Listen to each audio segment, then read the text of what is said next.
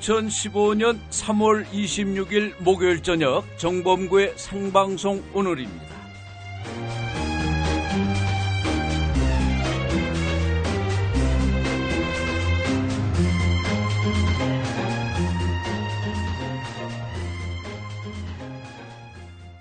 전 세계에 계신 애청자 여러분 안녕하십니까? 독일 파더본과 미국 플로리다에서도 잘 듣고 계신다는 연락 주셔서 고맙습니다. 개장도 하기 전부터 안전과 관련해서 여러 가지 무리를 빚고 있는 제2롯데월드 아시죠? 제2롯데월드의 안전성 논란은 여전히 현재 진행형인데요. 그런데 어제 발생한 용인 도로공사장 붕괴 현장의 시공사가 롯데건설로 밝혀지면서 롯데건설의 안전 시공 능력에 의문이 제기되고 있습니다. 문제가 되는 것은 이 롯데건설이 바로 논란이 되고 있는 제2롯데월드의 시공사이기 때문입니다. 인근 성남 비행장의 군용기 안전까지 위협하면서 무리하게 건설되고 있는 제2롯데월드, 그동안 제기됐던 각종 안전 문제에 대해서 관계 당국은 근본적이고 철저한 조사를 해야 할 것입니다. 삼풍백화점 붕괴 사고나 세월호 사건 모두 사람보다 돈, 안전보다 돈을 앞세우다 일어난 사고 아닙니까? 소 잃고 외양간이라도 제대로 고치는 사회, 이래야 똑같은 사고의 반복을 막을 수 있겠죠. 오늘 목요일에는 홍세화 칼럼 지하철에서가 방송됩니다. 파리의 택시 운전사가 한국의 지하철에서 길어올린 생각, 어떤 것인지 여러분과 함께 나눕니다. 그리고 오늘 목요일에는 본격 인터뷰 마련됩니다. 1980년 4월의 사북사태, 사북노동항쟁의 진실은 무엇인지 최근 35년 만에 재심을 통해 무죄 판결을 받은 사북민주항쟁 동지회 이원갑 회장 모셔서 들어보겠습니다. 정범구의 생방송 오늘은 인터넷을 통해서도 들으실 수 있습니다. www.radiotoday.co.kr입니다. www.radiotoday.co.kr입니다. 잠시 후에 시작합니다.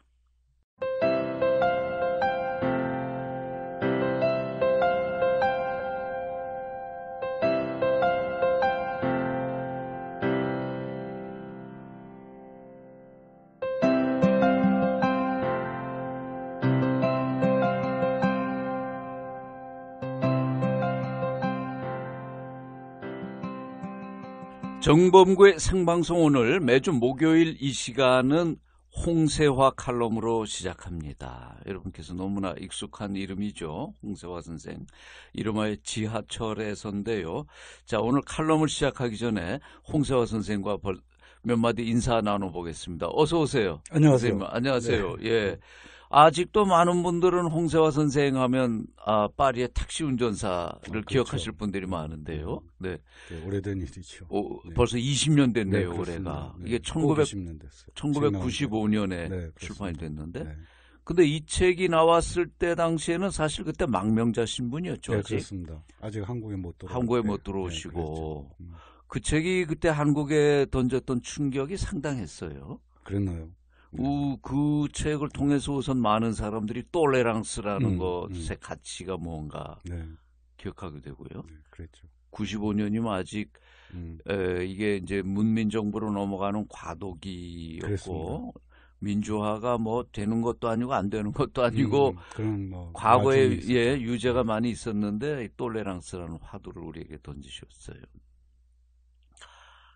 20년 됐는데 올해 뭐 특별한 이 책을 가지고 다시 할 생각은 없으신가요?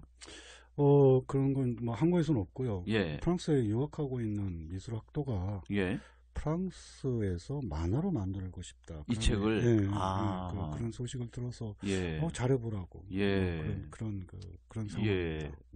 그 95년에 파리 망명 중에 나는 파리의 택시 운전사라는 책을 내셔서 그게 이제 파리라고 하는 그 약간 이국적인 분위기도 있지만 그 속에 살아가는 한 망명자, 한국의 최고 그 학부 우리 홍세화 선생은 학벌 없는 사회를 주장하지만 그런 최고의 지식인이 택시를 몰 수밖에 없는 상황 이런 게 겹쳤는데 어쨌든 그 책 이후에 99년에 세느강은 좌우를 나누고 한강은 남북을 가른다. 네, 그렇죠. 역시 파리에서 보는 한국 사회의 여러 가지 문화적인 지체 네, 이런 거 그때 쓰셨어요. 책을 많이 쓰셨는데 제가 기억나는 것만 보면 그 이후에 2002년이 그 악역을 맡은 자의 슬픔. 네, 네. 그것도 맞습니다. 역시 이제 한국 사회에 대한 네, 그렇죠. 그 비판.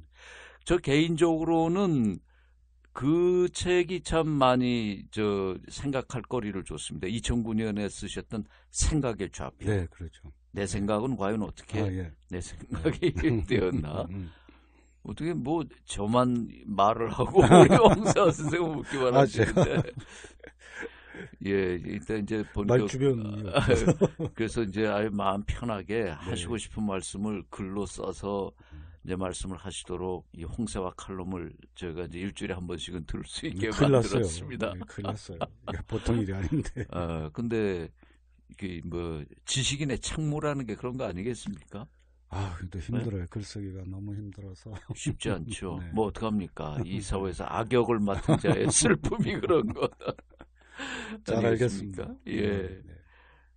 좋습니다. 이제 잠시 후에 이제 우리 홍세화 선생이 직접 그 낭랑한 음성으로 읽어주시는 이제 칼럼을 한 번씩 접하실 텐데요. 애청자 여러분께 이따가 칼럼에서 그러면 인사 또 따로 하시죠.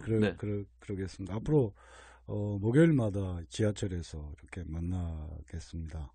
네. 하여튼 최선을 다해보죠. 예. 자, 저는 이제 바람잡이로 우리 홍세화 선생을 애청자 여러분께 소개해드리고 잠시 후에 칼럼을 통해서 여러분 홍세화 선생의 생각을 만나보시겠습니다.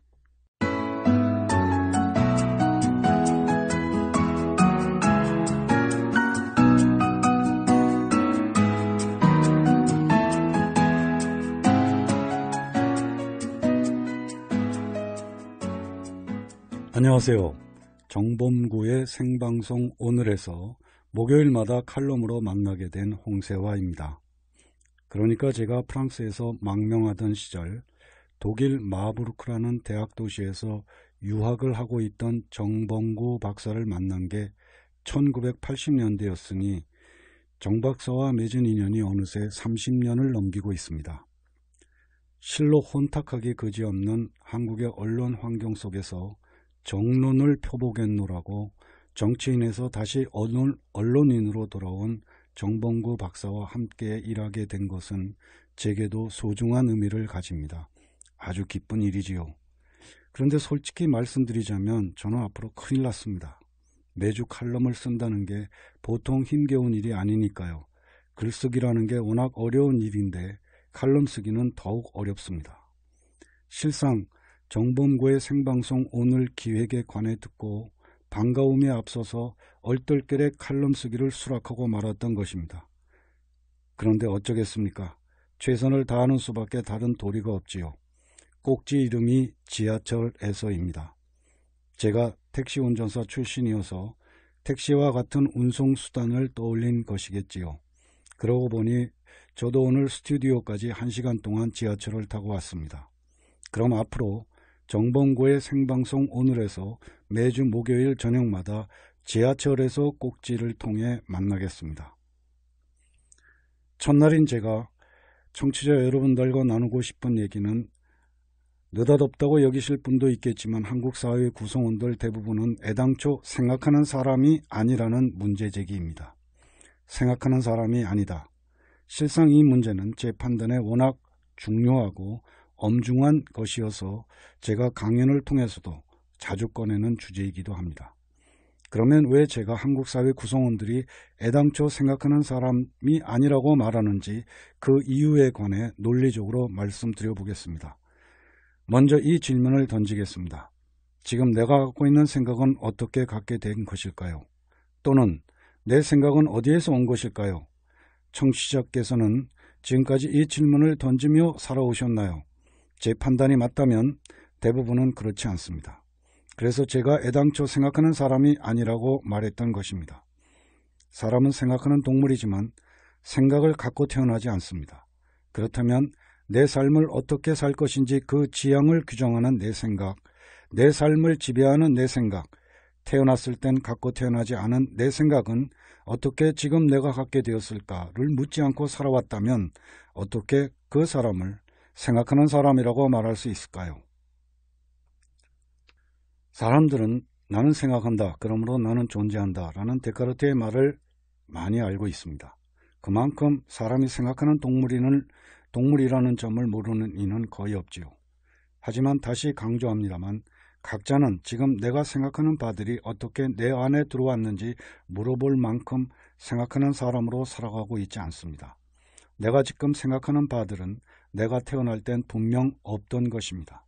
각자 어머니 뱃속에서 태어난 뒤 사회 안에서 살아가면서 차차 갖게 된 것입니다. 그리고 각자는 지금 생각하는 바에 따라 살아갑니다. 따라서 내 삶의 지향을 규정하는 나의 의식세계가 어떻게 형성되었는지 묻는 것은 중요한 자기 성찰의 질문이 됩니다. 그럼에도 그 질문을 던지며 사는 사회 구성원들이 거의 없어 보입니다. 이런 문제에 17세기 네덜란드 사람이며 유태인 철학자인 스피노자의 말을 돌이켜볼 필요가 있습니다. 그의 말을 그대로 옮기면 사람은 일단 형성한 의식을 고집하는 경향이 있다고 했습니다. 그래서 우리는 지금 갖고 있는 생각을 고집합니다. 그런데 문제는 실제로 생각하는 과정 없이 주입받은 것을 의식세계에 갖고 있기 때문에 우리는 막무가내로 고집하는 경향이 있다는 것입니다. 실제로 생각하는 사람은 회의할 줄 압니다. 생각하면 할수록 끊임없이 질문이 제기되기 때문이지요. 그러나 우린 실제로 생각하는 과정을 가지지 못했기 때문에 회의할 줄 모르고 막무가내로 고집하는 경향을 갖는 것입니다. 남을 설득해본 경험이 있는 사람은 잘 압니다. 쉽게 설득되지 않는다는 점을 말입니다. 청취자께서는 남을 설득하고 사시나요? 실제로 한국 사회처럼 설득이 되지 않는 사회를 찾기 어려울지 모를 지경입니다. 설득이라는 말은 있지만 설득되지 않는 사회, 그래서 사람들이 말은 많이 하지만 경청은 하지 않는 사회, 어쩌다 설득을 시도하더라도 설득이 되지 않는다는 경험을 갖게 되므로 결국 설득을 포기한 사회가 한국 사회의 모습 아닐까요? 부부 사이든 부모 자식 사이든 형제 사이든 친구나 이웃 사이든 마찬가지입니다. 가령 부부 사이는 누구보다도 생각을 하나로 모아갈 수 있는 관계입니다. 아이를 낳고 함께 사는 관계이며 특히 사회 경제적 처지에 있어서 동일체인 그런 관계입니다. 그러면 남편과 아내 사이에 다른 생각을 갖고 있었다고 하더라도 나는 이런 이유로 이렇게 생각하는데 당신은 왜 그렇게 생각하는지 툭 터놓고 얘기해 봅시다 하고 열린 대화와 토론을 하면 조금씩 생각을 모아갈 수 있을 터인데 우리 주위에서 보는 모습은 전혀 그렇지 않습니다. 대부분의 부부는 생각이 다를 때 아예 그 얘기를 하지 않는 편을 택합니다. 왜냐하면 그 얘기를 꺼내보았자 말다툼을 하는 결과가 나온다는 것을 경험을 통해 잘 알고 있기 때문입니다. 이렇게 부부관계에서조차 생각을 모아갈 수 없다면 누구와 생각을 같이 할 수 있을까요? 그만큼 모든 사람이 지금의 생각을 모두 고집하면서 살아갑니다. 그 생각을 어떻게 갖게 되었는지는 묻지 않은 채 말입니다. 이렇게 사람들이 모두 자기 생각을 고집할 때 인간관계에서 부정적인 결과를 낳을 수밖에 없습니다. 워낙 인간은 모두 외로운 섬 같은 존재들이지만 한국 사회에서는 그런 점이 더 두드러진다고 할 수 있습니다. 세계를 바라보는 시각이나 견해가 가까운 사람일 때 돈독해질 수 있다고 할 때 우리 사회는 그렇게 될 가능성이 거의 닫혀 있기 때문입니다. 인간관계의 풍요로움을 향유하지 못하고 외톨이로 남는 한국 사회 구성원들이 소유에 집착하면서 물신주의에 귀의하는 것은 어쩌면 당연한 귀결일지 모릅니다. 문제는 또 있습니다. 사회 구성원들이 자기 생각의 출처에 관해 묻지 않는 채 고집할 뿐이므로 좀 더 나은 사회로 나아가는 것도 불가능합니다. 사회 구성원들의 생각을 바꾸는 그만큼 사회 변화도 가능한데 사회 구성원들이 기존의 생각을 고집할 뿐 수정하지 않으니 사회 변화가 어려울 수밖에 없기 때문이지요. 기존의 생각을 완고하게 고집하는 사람들에게 그렇다면 당신은 지금 이미 존재의 완성 단계에 도달하셨네요. 라고 물어보고 싶을 지경입니다. 어떻습니까? 이 물음 앞에서 사람들이 조금은 겸연쩍은 모습을 보일 수 있을까요? 실제로 대부분의 한국 사회 구성원들은 이미 존재의 완성 단계에 이른 양 살아가고 있습니다. 그래서 말은 많이 하지만 남의 말은 건성건성 듣는 척할 뿐 경청하지 않습니다. 어느 소녀는 사람의 입은 하나인데 귀가 둘인 이유를 경청의 중요성 때문이라고 했습니다. 그러나 한국 사회 구성원들의 귀가 둘인 점은 맞는데 한 귀로 듣고 다른 한 귀로 흘려보내려고 둘이 있는 게 아닌가 싶습니다. 저는 청취자분들께 이 물음을 다시 던집니다. 지금 갖고 계신 생각은 어떻게 갖고 있는 걸까요? 갖고 태어나지 않으셨는데 창조하셨나요? 물론 우리는 생각을 창조하는 사상가들이 아닙니다. 그럼 지금 갖고 계신 생각을 선택하셨나요? 이 물음에 대해 생각하시면서 생각하는 사람으로 출발하기 바랍니다. 그러면 고집하고 있는 내 생각에 대해서도 겸손해질 수 있으리라 믿습니다. 오늘은 여기까지입니다. 다음 목요일에 다시 지하철에서 만나겠습니다.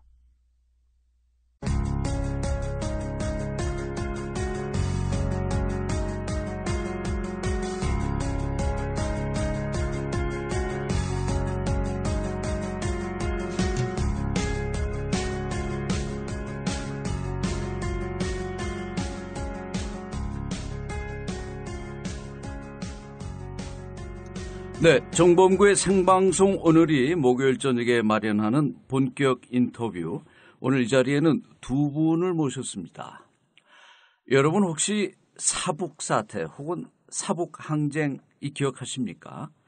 자칫하면은 1980년 5월 광주에서 벌어졌던 유혈 사태가 한 달 앞서 벌어질 수도 있었습니다. 그곳이 바로 강원도 정선군 사북읍, 오늘날 행정구역으로 하면 사북읍이죠. 자, 서울고등법원 형사 6부는 지난달 11일 이 사북항쟁을 주도했다는 이유로 징역형을 선고받았던 이원갑, 신경 씨에 대한 재심을 통해서 무죄를 선고했습니다. 이 판결의 주인공인 이원갑 사북민주항쟁 동지회장과 당시 사북사태를 함께 겪고 이 무죄 판결을 위해서 노력해온 황인호 전 가톨릭 광산문제 상담소 소장, 지금 현직을 소개해드려야 되는데 현직은 정책협동조합 대안과 실천의 황인호 이사장 두 분 모셨습니다. 이원갑 선생님 안녕하세요. 네, 안녕하십니까. 예, 어서 오십시오. 황인호 소장님. 예, 안녕하십니까. 네, 네. 자, 이 사북 사태 뭐 저희 나이 또래는 뭐 잘 알고 있습니다만 이게 이제 1980년 4월에 있었던 사건이죠. 네, 그렇습니다. 그러니까 그 이후에 출생한 인구가 아마 지금 우리 대한민국의 절반은 될 것 같아요.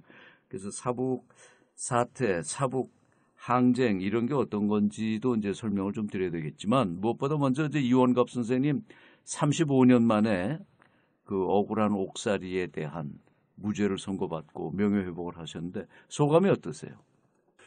네, 뭐 당연히 무죄를 받아야 된다고 생각을 하고 있었습니다만은 이번에 그 무죄 판결을 받음으로써 네. 개인의 명예도 회복을 했고 또 우리 이제 나이가 많아서 그 자식들이 있는데도 이제 좀 그 좋은 이제 아버지로서 네. 이제 그 남게 됐습니다. 네. 그러나 특히 또 폭도들이 그 뭐 폭동을 일으켰다 해서 그렇게 왜곡됐던 사북 지역의 명예도 예. 되찾을 수 있었는 것이 보람되다고 생각을 합니다. 예. 뭐 당시에 제 기억에는 당시 언론에는 사북은 완전 무법지대다, 무법사태다 이렇게 이제 외부에 보도되기도 했던 것 같은데요. 네. 그러셨죠? 예. 그 당시 이제 박 대통령이 서거하시고 그다음에 전두환 그때는 전두환 장군이죠. 예, 전두환 장군이 보안사령관 할 때 이제 일어났던 사건인데 예. 처음부터 이유 없는 광부들의 폭동, 난동, 뭐 무법천지 예. 하면서 그렇게 이제 언론에 보도를 해가지고 예. 결국 이제 그렇게 왜곡된 예. 광부들의 투정으로 매도됐습니다. 네. 뭐 이 사건이 이제 그 인터넷 검색이나 이런 걸 통해서 보면 1980년 4월 21일 발생해서 4월 24일 끝난 사북 지역의 그 동원 탄좌 노동자들의 이제 노동 항쟁이었다. 이렇게 소개도 할 수 있는데요. 그 당시 이원갑 선생님은 그러니까 동원 탄좌 소속의 광부셨던 거죠. 네, 그렇습니다. 왜 우리말에 막장이라는 말을 많이 쓰지 않습니까? 뭐 막장 드라마, 막장 인생 이런 말을 하는데 이 막장이라는 게 사실 저 탄광에서 나온 말이죠.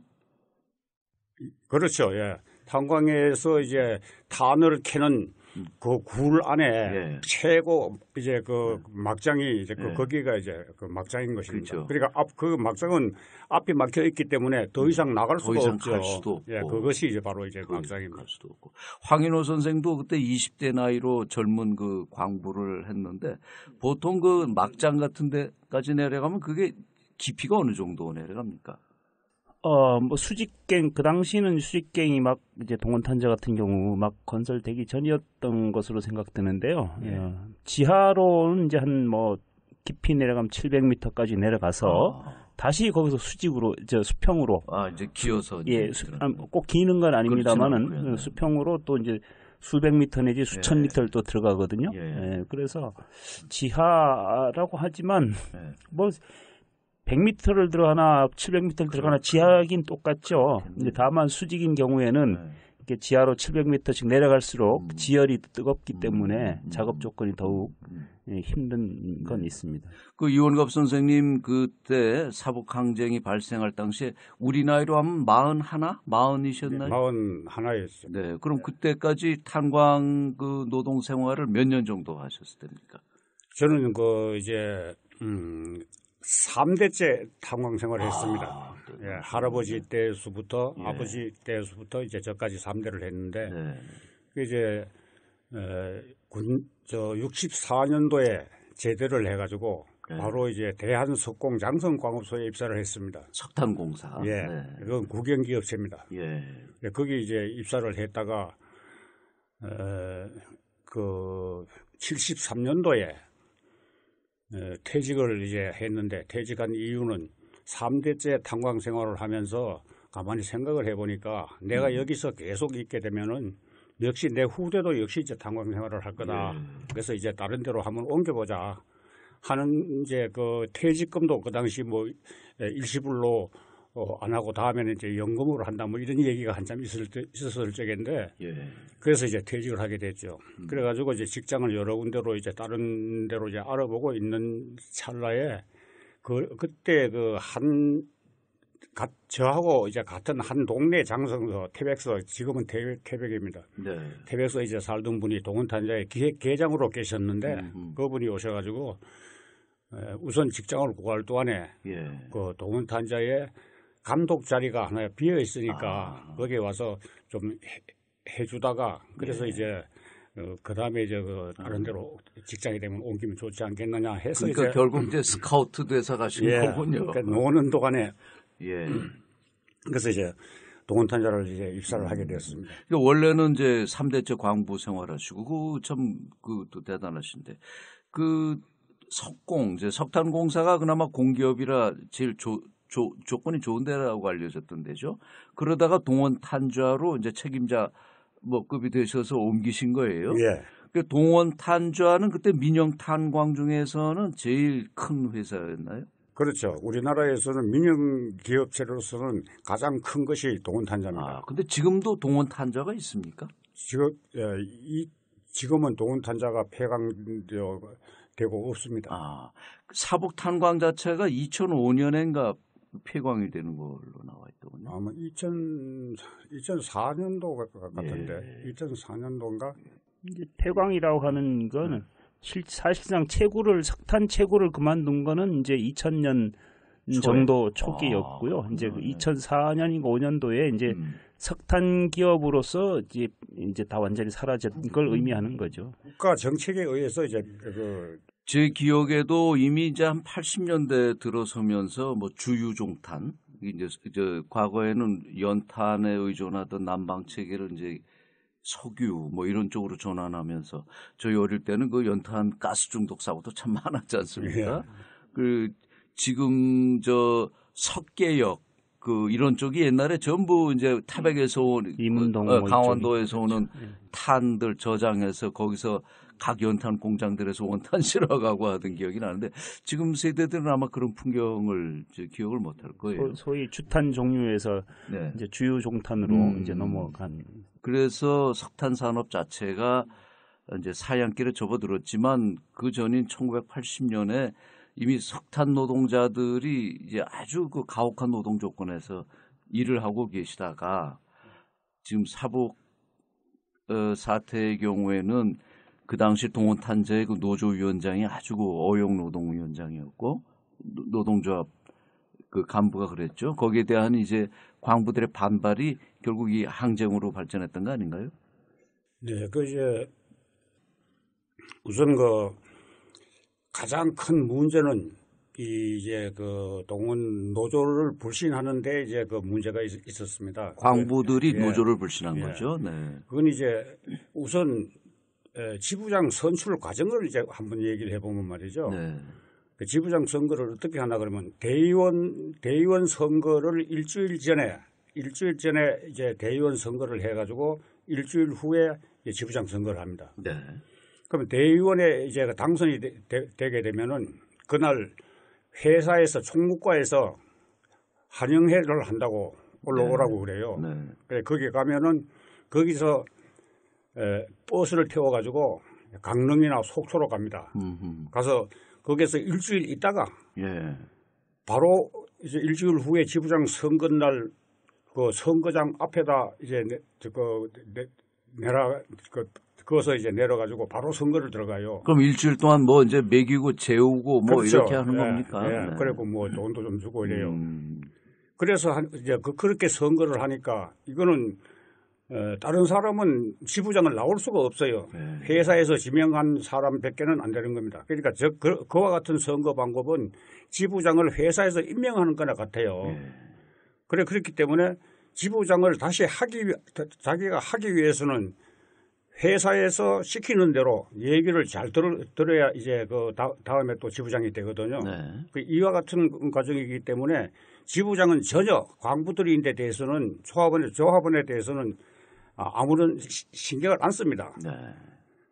그리고 이제 광부들인데 신경을 쓴다는 얘기는 결국 회사에 이제 그 뭐 불리한 여러 가지를 이제 주는 방법밖에 없는 거 아닙니까? 네. 그렇기 때문에 이제 선거를 그렇게 하는 데서 이제 문제가 가장 큰 것이 발생하는 그런데 거죠. 이제 그런 식으로 동원 탄주화가 이제 그 광업주가 노조를 자기 입맛에 맞게 끌어온 거는 뭐 그 어제 오늘의 일이 아니었을 거 아닙니까? 그런데 그것이 이제 80년 4월 21일에 이렇게 터졌다는 것은 역시 그때 11.6으로 박정희 정권이 끝나고 난 후에 사회 전체적으로 민주화 바람이 부는 것과도 관련이 있지 않았을까요?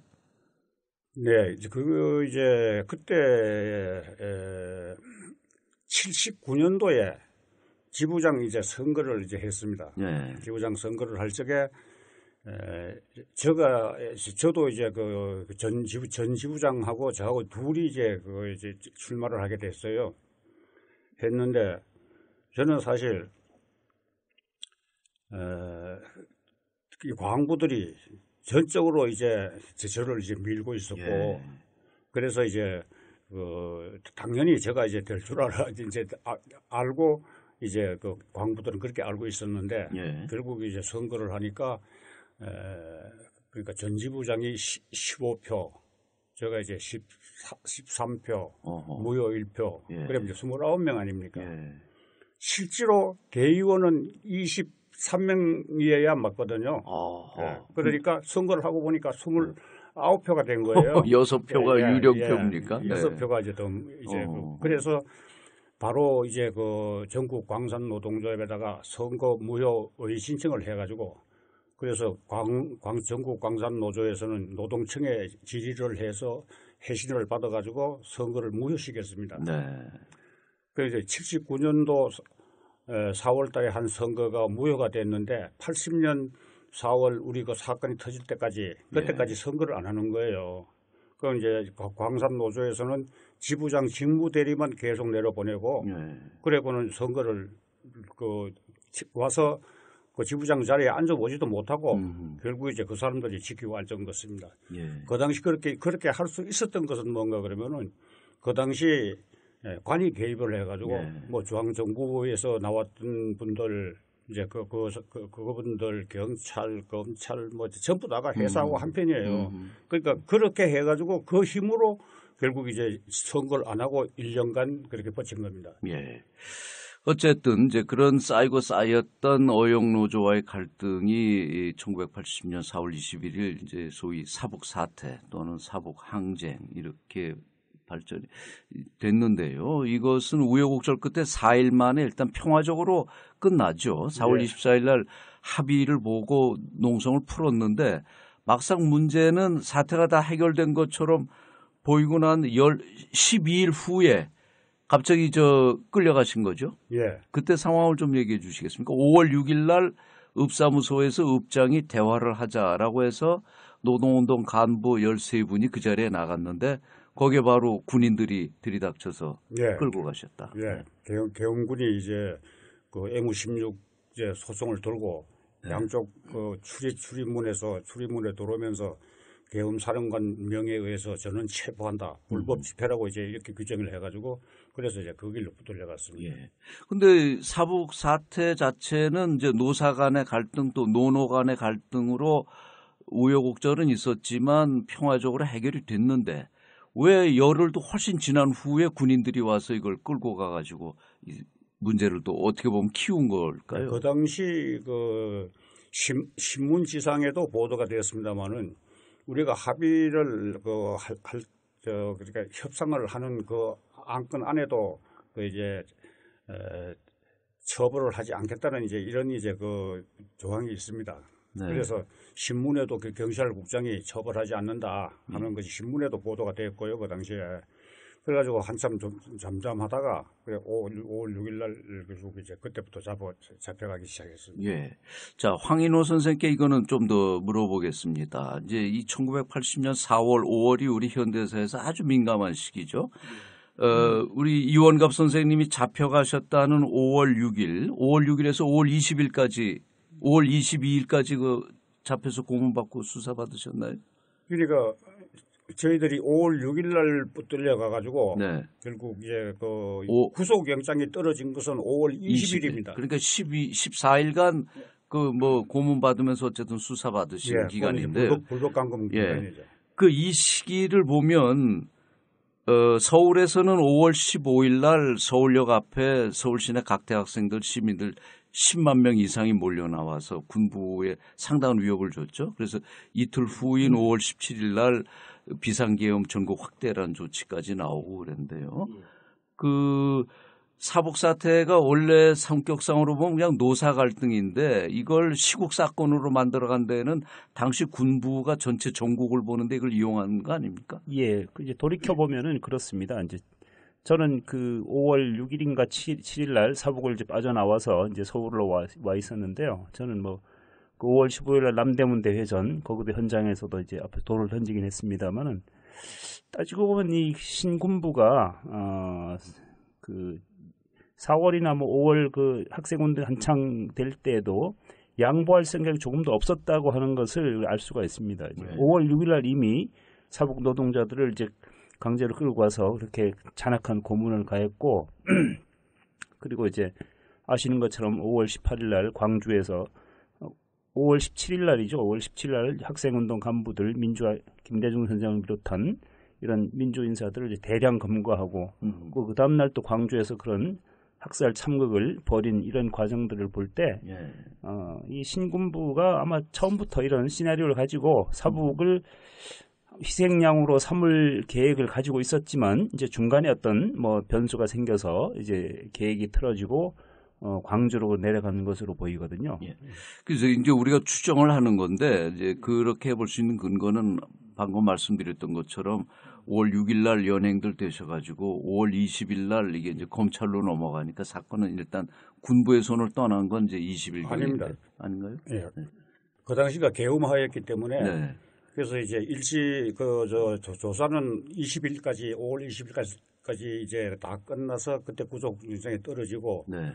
그러니까 5월 26일 날 이제 그 합동수사본부에서 이제 그 1군 사령부 네. 헌병대로 이제 넘어갑니다. 예, 예. 군법에 이제. 예. 거기서 이제 1심에서 그 1심이 그 동안에 5월 26일 날 넘어가서 1심 판결이 이제 8월 6일 날 이제 1심 판결이 나게 됐거든요. 그 이제 어쨌든 이제 그 당시 1심에서 그 천주교 그 지학순 주교님이 원주에서 계시던데 그 변호사님을 이제 세 분을 이제 선임을 해주셨습니다. 네. 그래가지고 그분의 덕을 많이 받았어요. 그래서 저는 저 같은 경우는 구형에서 10년을 받아가지고 1심 판결에서 5년을 받았어요. 그리고 또 이제 군법에서는 형을 선고를 받게 되면 계엄 하에서는 계엄 사령관 확인 조치라는 게 있습니다. 거기에서 또 2년을 또 깎아줬어요. 그래가지고 이제 3년을 그러니까 3년 지역형을 가지고 이제 고등군법 회의에 항소를 했어요. 고등군법 회의에서는 기각이 됐고, 그 다음에 그 상고를 또 했습니다. 그래가지고 대법원에 갔을 적에는 청주교도소에 가서 있다가 대법원에서 저는 그러니까 원심의 일부가 파기된 거예요. 임장 위조 및 동행사라는 그 제목이 있었는데 그 부분이 이제 원심 파기가 돼가지고 그 파기가 됐을 적에 계엄이 해제되니까 서울 고등법원으로 내려와가지고 결국 이제 2년에 3년간 집행유예를 받고 나왔습니다.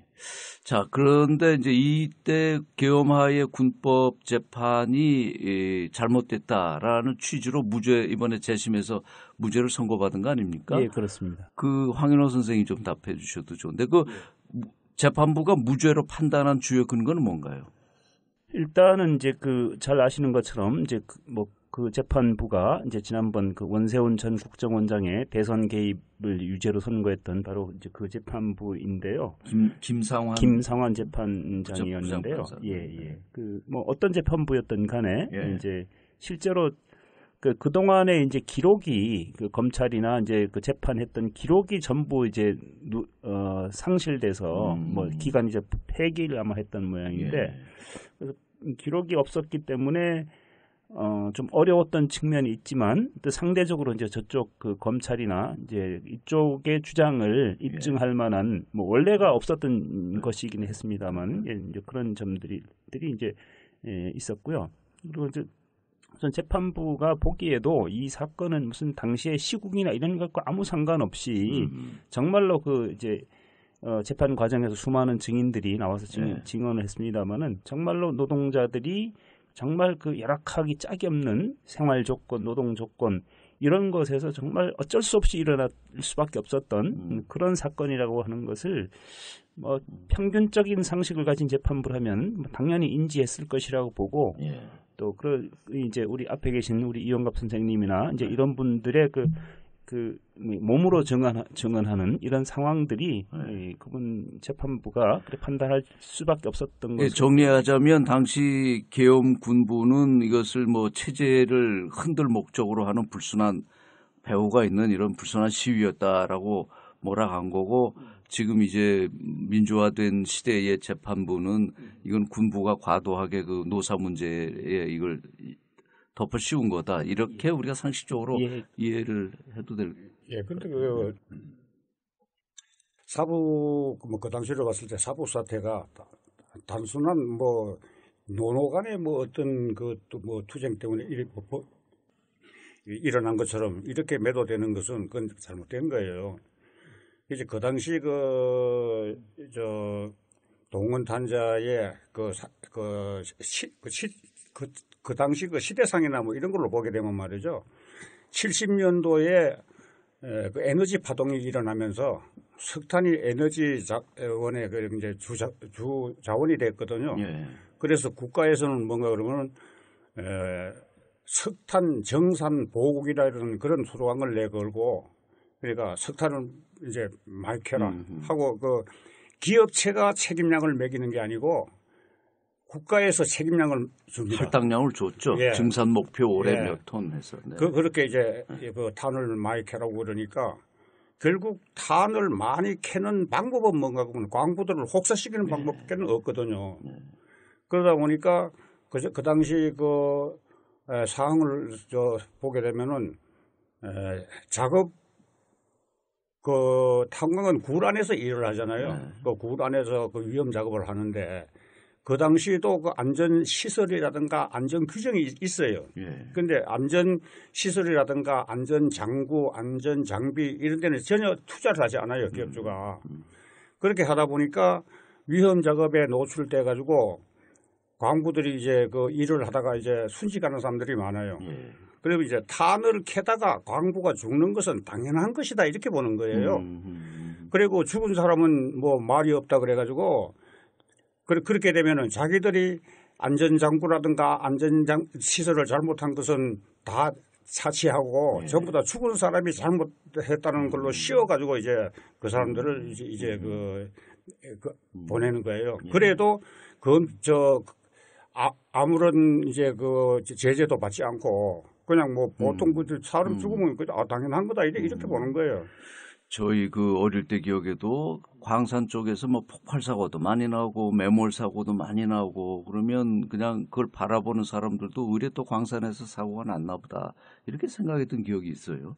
좀 그 시설 투자를 하고 안전에 신경을 썼다면 그 제가 79년에 독일에 가서 90년까지 거기 있었는데 그 독일에 우리 한국에서 파견 나온 광부들이 많이 있었지 않습니까? 이제 그분들이 똑같은 그 탄 캐는 거지만 독일의 이런 안전 시설이나 이런 거 보고 여기는 완전히 천국이다 이렇게 얘기한 분도 있었는데요. 그런 이제 시대가 흘러갔고요. 그리고 그 당시 또 그 복지 문제라든가 그 복지 후생 문제 같은 거 이런 것을 보면 말이죠.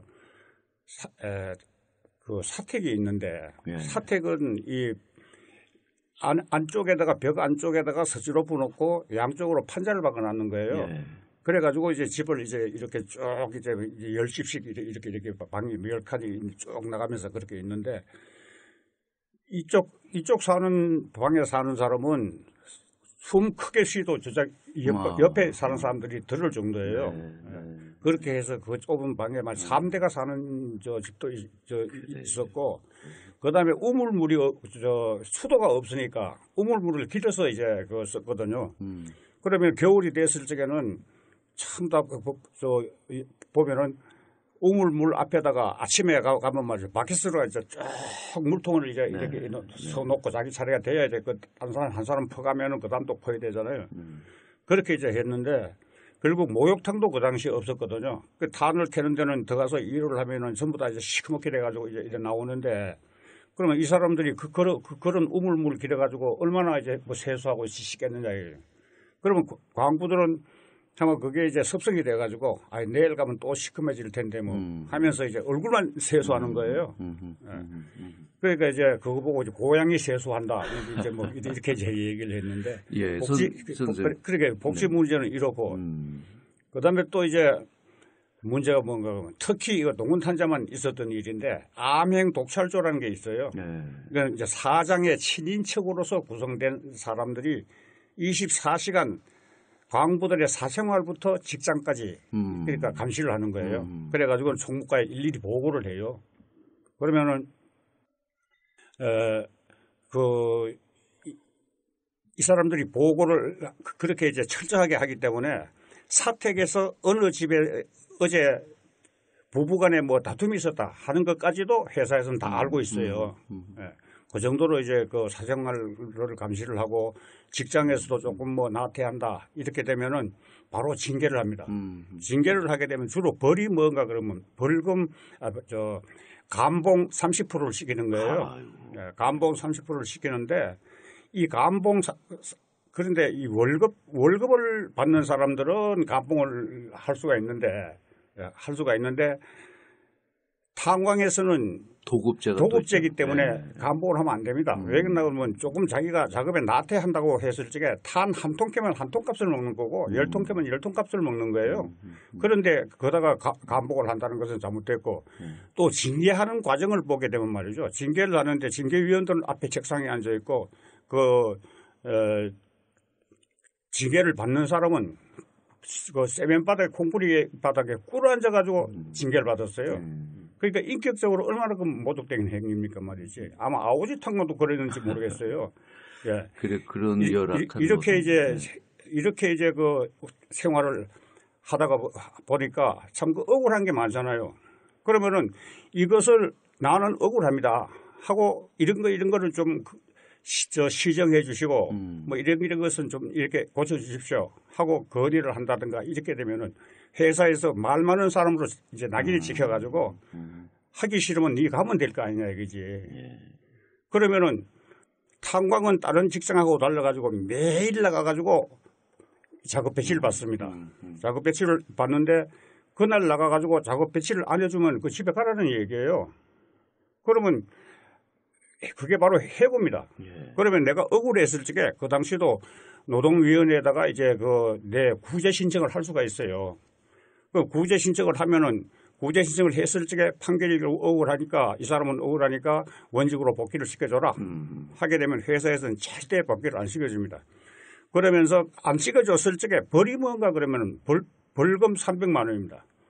회사에서는 벌금 300만 원만 물면 그 사람은 복직을 안 시켜줘도 되는 거예요. 그러면은 광부들이 자기가 구제 신청을 했을 적에는 자기가 구제 받기 위해서 구제 신청을 하는 것이지 회사에 벌금 매기려고 하는 건 아니거든요. 그러니까 이와 같은 것도 스스로 포기를 하게 됩니다. 그러다 보면 결국 광부들은 어떻나 그러면은 회사에서 시키는 대로 일하고 돈은 주는 대로 받고 이렇게 이제 그런 것들이 이제 오래 쌓여서 이것이 쌓여가지고 결국 이제 광부도 사람이다. 인간답게 살아보자 하고 일어났던 것이 그 사국의 그 사건입니다. 네, 한 가지만 더 짧게 여쭤보죠. 그때 그 합동수사본부에 끌려가셨을 때 한 150명 끌려가셔서 2주 동안 심하게 다루었다고 하는데 거기 여성들도 한 30여 분 끌려가셨다고 들었어요. 네. 자기의 그러니까 남편들이 이제 나가서 투쟁을 하고 있으니까 결국 이제 거기 나갔다가 그분들도 결국 이제 생활에 참 어려움이 많았거든요. 이와 같은 게 있으니까 같이 이제 투쟁을 서로 같이 했던 겁니다. 그러면 이제 여자분들은 한 30명 정도가 들려가서 남자들하고 똑같은 고문을 받고 이제 그렇게 이제. 자, 황인호 선생께도 좀 하나 물어볼 게 있는데요. 황인호 선생은 그때 사북에서는 이제 탈출을 하셨지만 그 얼마 후에 미스 유니버스 세계대회 폭파 미수 사건, 좀 제목이 깁니다만 당시 언론이 이렇게 보도를 했습니다. 이건 어떤 사건이었습니까? 예, 마침 제가 어제 그 세종문화회관을 이제 공연장을 35년 만에 처음 이제 가봤는데요. 그 당시 이제 5월 6일 날 사북을 탈출해서 이제 서울에서 이제 그 민주화 운동에 참여하고 있었는데요. 이제 5월 광주가 일어나고 나서 이제 상황이 굉장히 나빠졌지 않습니까? 이제 우리 이영갑 선생을 비롯한 사북의 동료들도 다 이제 그렇게 고문을 당하고 있었고, 그런 와중에 이제 광주에 내려가서 같이 싸울까 했는데 그때 워낙 봉쇄돼서 제가 내려갈 수 있는 방법이 없었고요.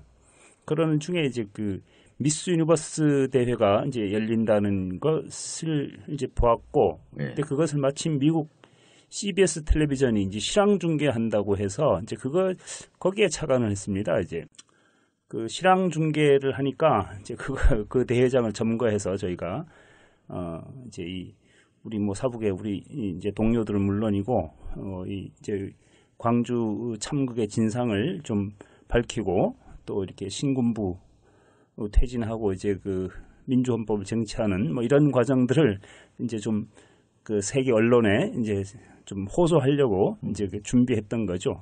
근데 실행은 못 하셨나요? 예, 제가 이제 사북에 내려가서 이제 그 점거에 사용할 폭약을 구하는 과정에서 이제 제가 뭐 수배 중이었으니까 또 누가 또 신고하고 이래서 체포되는 바람에 이제 미수에 그치게 됐습니다. 자, 우리가 오늘 35년 전의 이야기를 다시 해봤습니다. 우리 한국 현대사, 굴곡도 많고 사연도 많았는데 아직도 밝혀지지 못한 이야기들, 아직도 억울한 사연들을 가슴에 묻고 사는 사람들이 많습니다. 그런 와중에 다행히 지난 2월 서울고법에서 많은 이들의 관심을 끄는 그 재심 판결이 있었는데요. 바로 1980년 4월에 사북에서 있었던 노동자들의 노동항쟁에 대해서 재판부가 그들에게 무죄라는 판결을 내려준 겁니다. 그래서 오늘 본격 인터뷰 시간에는 당시 사북항쟁의 주역이셨던 이원갑 사북민주항쟁 동주회장 모셨습니다. 그리고 당시 그 광부로 함께 현장에 있었던 생태협동조합 대안과 실천의 황인호 이사장도 함께 모셔서 말씀 나눠봤는데요. 오늘 두 분 선생님 이렇게 나와주셔서 감사하고 지난 얘기지만 또 사람들과 나누는 계기가 돼서 참 뜻깊게 생각합니다. 감사합니다. 수고하셨습니다. 네, 고맙습니다. 네. 네, 정범구의 생방송 오늘 잠시 후에는 오인영 교수가 진행하는 책 읽어주는 라디오가 준비되어 있습니다. 잠시 후에 뵙겠습니다.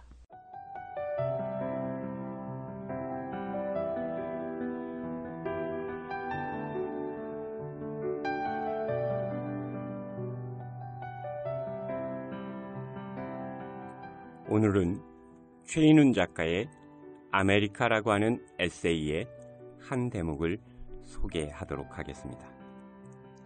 한미수호조약 때에 비롯한 미국과의 관계는 일본 점령시대의 미국의 모습, 즉 우리의 적의 우호국이면서 우리 독립운동에 대한 민간 수준에서의 동정자라는 분열된 모습이었다가 해방자로서의 절대적인 모습을 거쳐 오늘 동맹자로서의 관계로까지 옮아왔다.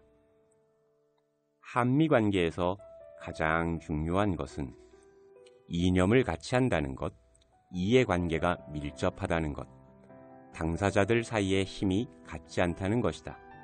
즉, 큰 나라와 작은 나라 사이의 이념적 동맹관계다. 냉전 시대에는 이 동맹이라는 모습만이 눈에 띄고 이념이나 크고 작음이라는 모습은 가려질 수 있었다. 그러나 오늘날 차츰 이념이나 대소의 측면이 드러나게 된 것은 사실이다. 미국 사회는 그들의 좋은 조건에 힘입어서이지만 상황에 대처하기 위한 다원적 사회적 장치를 발전시켜왔다.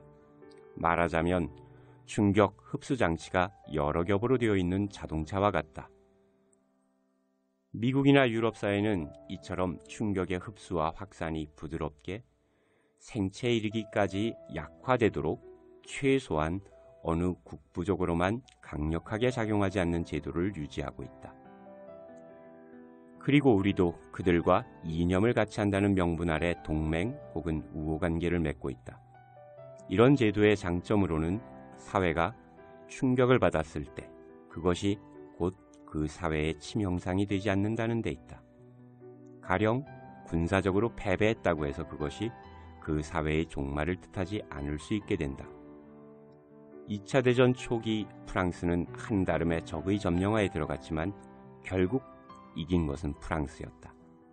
남을 끌어들여서 적과 싸우게 하는 것도 힘인 것이다. 이 힘을 문화라든지 하는 말로 표현하는 것은 틀린 것은 아니겠으나 너무 좁은 느낌이 든다. 프랑스 사회의 제도적 우수성이라 부르는 것이 좋을 것이다. 프랑스는 외국 사람이 자기네 피를 흘리면서까지 적에게 넘겨줘서는 안 된다고 판단할 만한 어떤 힘을 가지고 있었다고 보아야 할 것이다. 이 힘이 그 구성원들을 다양하게 발전시키고 기술을 축적하고 있고 일이 일어났을 때 창조적으로 대처할 수 있는 사회적인 힘이 된 셈이다. 프랑스를 군사적 전면 패배에서 승리로 돌아오게 한 보장이 된 셈이다. 한미 관계에서 가장 큰 이익을 끌어내기 위해서는 프랑스와 같은 형의 사회인 미국 자체가 가지고 있는 이러한 회로를 우리도 늘 가지고 있어야 한다. 우리는 이것을 이념적으로 민주주의와 자유라고 불러왔다. 민주주의와 자유가 말 그대로의 정의대로 실현된 지역은 지구에 없는 것이 사실이다. 그러나 그 실현의 정도에 있어 나라마다 다른 것 또한 사실이다. 우리나라와 미국은 태평양을 사이에 두고 있는 나라다. 멀다. 그러나 미국의 일부인 그들의 무력이 우리 국토 안에 있다. 가깝다. 그러나 이것이 정말 멀고 가까움의 표준이나 보장이 될 수 있을까? 우리 국토 안에 있는 미국의 무력은 그 뜻이 달라지면 우리에게 선전포고를 할지도 모른다. 적관계가 될 수도 있다. 멀고 가까움은 지리적 조건도 현재의 군사적 관계도 아니다.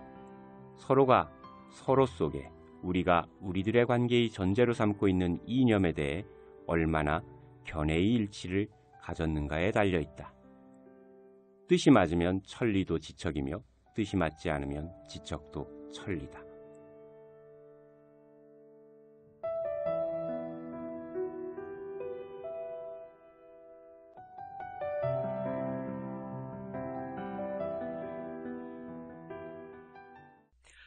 네, 오늘도 1시간 이렇게 함께 해주셨습니다. 여러분 감사합니다.